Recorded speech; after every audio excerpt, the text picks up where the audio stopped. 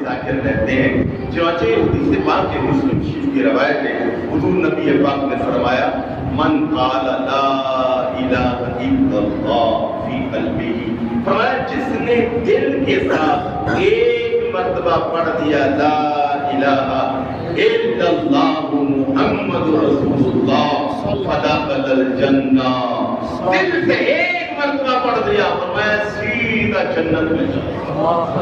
تو والا ذکر اللہ اکبر، اللہ کا ذکر کائنات کی سب سے بڑی دولت ہے، اللہ کا ذکر کائنات کی سب سے بڑی نعمت ہے، اللہ کا ذکر کائنات کا سب سے بڑا وظیفہ ہے.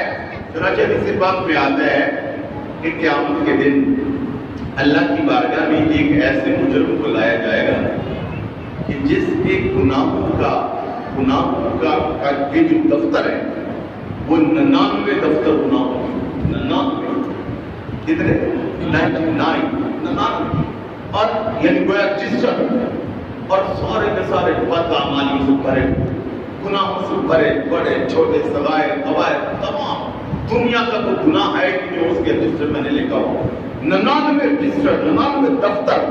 اور فرمایا ایک دفتر یا ایک رجسٹر کو اگر زمین پر بچھایا جائے تو ساری زمین چھپ جائے، سارا آسمان چھپ جائے، اتنا بڑا ایک رجسٹر. ایسے 99 رجسٹر گناہوں کے اس کو لایا جائے. رشتے کہیں والے کس کا میدان کیا اس کو جہنم میں لے کے چلو. میں مفہوم عرض کر رہا ہوں. اللہ پاک یہ بندہ ظاہر بہت پریشان ہوگا، اللہ کا بندہ ہے بہت پریشان. اللہ جب اس کی پریشانی کو دیکھے گا تو اللہ پاک فرمائے گا کہ بھئی اس کو موقع دے دو. کیا تم دیکھو کہ اس کے شاید اعمال میں کوئی ایک کا نیکی نکلا ہے. یہ بندہ خود ہی بلکہ اللہ سے عرض کرے گا بارے الہ کہاں نیکی نکلی، فرشتوں کا نظام ہے، تیرا میزان ہے، نیکی ہوتی تو پہلے سامنے آ جاتی. یا اللہ کہیں ایسا تو نہیں ہے کہ تم مجھے مزید ذلیل کرنا چاہتا ہے؟ جائے گا دیکھے گا کچھ نہیں ملے گا تو پھر ذلیل ہی ہوگا نا، بندہ رسوا ہوتا ہے اگر کچھ چیز نہیں ملے. اللہ کہتا ہے نہیں جا دیکھ تو صحیح، یہ جائے گا ان رجسٹر میں سے، گناہوں کے دفتروں میں سے ایک پرچی مل جائے گی، چھوٹی پرچی کاغذ کا ٹکڑا، یہ لے کے آیا کہ مالک ایک نیکی مل گئی، ایک نیکی موجود ہے. 99 دفتر رجسٹر گناہوں والے، ایک نیکی. کیا نیکی؟ اس پہ لکھا ہوا ہے لا الہ الا اللہ محمد رسول اللہ. یا اللہ ایک مرتبہ تیرا کلمہ پڑھا، اتنا غافل کہ ایک ہی دفعہ پڑھا، ساری زندگی پر ذکر کی بھی توفیق نہ ہو. ایک کلمہ طیبہ کی نیکی کاغذ میں لکھی ہوئی. اللہ پاک میں اچھا لے جاؤ نیکی والے پلڑے میں رکھو. یہ بندہ خود حیران ہوگا کہ ایک نیکی کاغذ کا ٹکڑا کیا بنے گا. اللہ فرماتا جا دیکھ میرا جاؤ رکھو.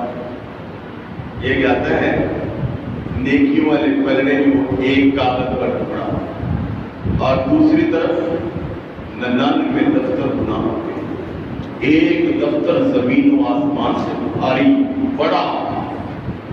جیسے ہی یہ ٹکڑا رکھے گا تو نیکیوں والا ٹکڑا جو میزان کا جو پلڑا ہے وہ بھاری ہو جائے گا.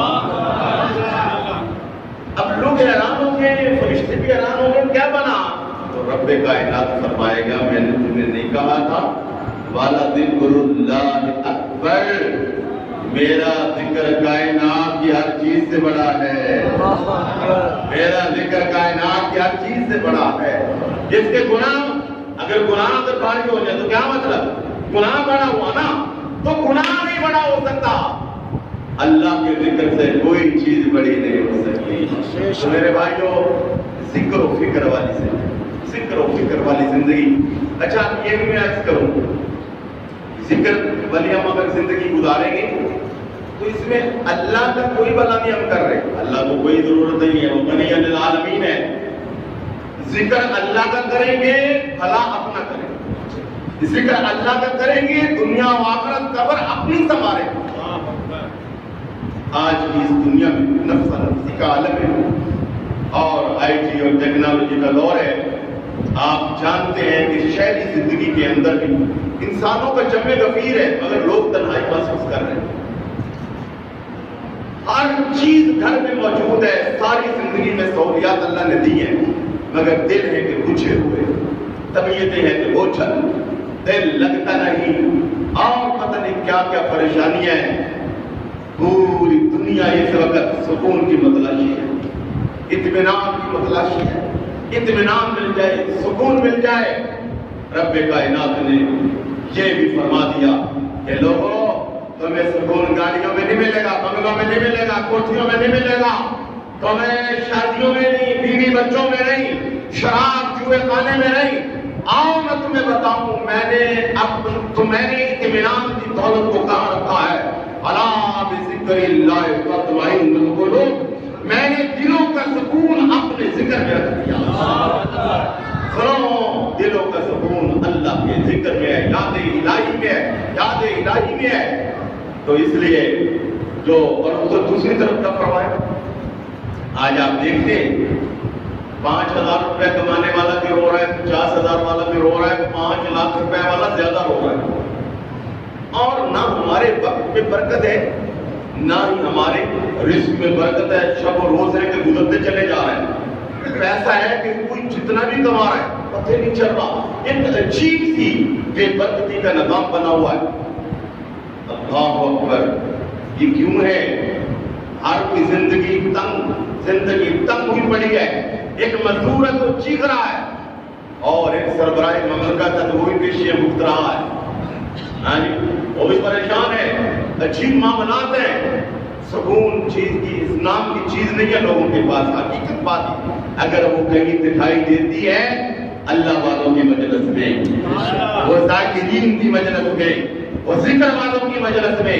کیوں کہ اللہ نے دلوں کا سکون اپنے ذکر میں رکھ دیا ہے. اور اگر دوسری طرف فرمایا ومن اعرض عن ذکری فإن له معیشۃ ضنکا, سنو جس نے میرے ذکر سے منہ موڑ لیا, میری یاد سے اعراض کر گیا, فرمایا میں اس کی زندگی کو تنگ کر دوں گا. ومن اعرض عن ذکری فإن له معیشۃ ضنکا, اور اس کی معیشت کو تنگ کر دوں گا. نہ وقت میں برکت رہے گی, نہ ذکر میں, نہ اس کے عزت میں, نہ مال میں. اور یہ برکت کس سے آنی ہے؟ اور پھر دیکھو اللہ کو اگر بلا دو گے, غفلت والی زندگی گزارو گے, اللہ کا کچھ نہیں بگڑے گا, اپنا بگاڑو گے. رب کائنات نے فرمایا نسوا اللہ فانساہم, فرمایا جو مجھے بھلا دیتا ہے وہ اسے اپنا آپ بھلا دیتا ہے. وہ گدے وہ گولو کا بیل بن جاتا ہے اور اسے اپنا بھولا پڑا ہے. کسی چیز کی ہوش نہیں. حلال و حرام کی تمیز ختم ہوتی جا رہی ہے. حقیقت بات یہ ہے کہ نماز پڑھنے کی فرصت چند خوش نصیبوں کو ہے. کتنا بڑا محلہ ہوتا ہے اور دن کے وقت, فجر کے وقت 2 یا 3 یا 4 بڑی مشکل سے صفیں ہوتی ہیں. کہاں گئے یہ سب؟ غفلت کی نیند سو رہے ہیں. اگر ذکر والے ہوتے, ذاکر ہوتے تو وہ اللہ کے گھروں کو بھر دیتے. تو میرے بھائیوں, ذکر ذکر ذکر, یاد الہی یہی زندگی ہے, اسی میں اطمینان ہے, اسی میں برکت ہے. اور اس کا طریقہ کیا ہے؟ اس یاد الہی کو اپنے اوپر طاری کرنا ہے, اللہ کی یاد کو اپنے اوپر طاری کرنا ہے. بے شمار طریقے ہیں, 3 طریقے ہیں کہ کیسے ہم یاد الہی کو اپنے اوپر طاری کریں. نمبر 1, فرائض کی ادائیگی میں پابندی ہے. میں صرف فرائض سے مراد نماز بھی فریضہ ہے, اگر بیوی بچوں کو رزق حلال کما کے کھلانا یہ بھی فریضہ ہے. ہمسائے کا خیال کرنا یہ بھی فریضہ ہے. اپنی ڈیوٹی کو صحیح طور پر ادا کرنا یہ بھی فریضہ ہے. طالب علم ہے تو صحیح ڈیوٹی ادا کرے, پڑھے. معلم ہے تو صحیح ڈیوٹی کرے, پڑھائے. اور کوئی جہاں بیٹھا ہے اپنی ڈیوٹی کو صحیح ادا کرے. اور یہ جو 24 گھنٹے کا ذاکر ہے, بزرگوں نے یہ بھی فرمایا اللہ کی یاد کو جو بندہ طاری کر لیتا ہے وہ 24 گھنٹے کا ذاکر بن جاتا ہے. کیا مطلب؟ یہ نماز کا وقت ہوا, شیطان نے غفلت ڈالی, بندہ لاہور پڑھ کے اس کو پرے پھینکے اور مسجد کی طرف آ جائے. اسی طرح گناہ کی کسی نے دعوت دی، گناہ کا موقع ملا، رشوت لینے کا موقع آیا، کیا کسی کا حق دبا سکتا تھا؟ اگر نہیں دبایا اللہ یاد آ گیا۔ یہ اصل ذکر ہے، رشوت لینے کا دینے کا وقت تھا، نہ دی نہ لی، بچ گیا۔ آئے آئے آئے، حسن نے دعوت دی، شباب نے دعوت دی، گناہ نے دعوت دی، کر سکتا تھا، نہیں کیا، منہ موڑ لیا، اللہ یاد آ گیا۔ یہ حقیقی ذکر ہے۔ یہ بندہ تو 24 گھنٹے جو بندہ نیکی کی راہ کا مسافر رہے، گناہوں سے بچتا رہے، ایک مرتبہ بھی تسبیح بظاہر نہ پھیرے، یہ 24 گھنٹے کا ذاکر ہے۔ کیوں؟ اللہ کی یاد کو آپ نے اوپر طاری کر لیا تو فرائض میں ادائیگی اور اللہ کی ذکر کو اور یاد کو طاری کرنے کا ایک طریقہ یہ بھی ہے کہ ہم کثرت کے ساتھ اپنے اللہ کا ذکر کریں۔ جب کسی چیز کو کثرت سے یاد کرتے کرتے آج سے آپ نے فرض ذکر شروع کرتے مری جانے کا، ہاں جی، آج ذکر کریں، دوپہر کریں، صبح کریں، شام کریں، ہفتہ 10 دن میں آپ کہیں گے یار ایک ٹور ہو ہی جانا چاہیے۔ کیوں؟ بار بار ذکر آ رہا ہے، بار بار ذکر آ رہا ہے، اس چیز کو دیکھنے کو دل کرتا ہے۔ مدینہ شریف کا بار بار ذکر آئے گا تو جانے کو دل کرتا ہے۔ اسی طرح آپ بار بار اٹھتے بیٹھتے چلتے پھرتے، یہی وجہ ہے کہ نبی پاک کے طریقے میں یہی ہے، گھر میں داخل ہو تو گھر کی دعا ذکر، مسجد میں داخل ہو تو دعا ذکر، نکلو تو دعا ذکر، واش روم میں جاؤ دعا ذکر، نکلو دعا ذکر، کھانا کھانے سے پہلے اللہ کا نام لو ذکر، کھانا کھا کے الحمدللہ کہو ذکر، پانی پیو، ہر موقع پر سونے لگو تو ذکر، سو کے اٹھو تو ذکر۔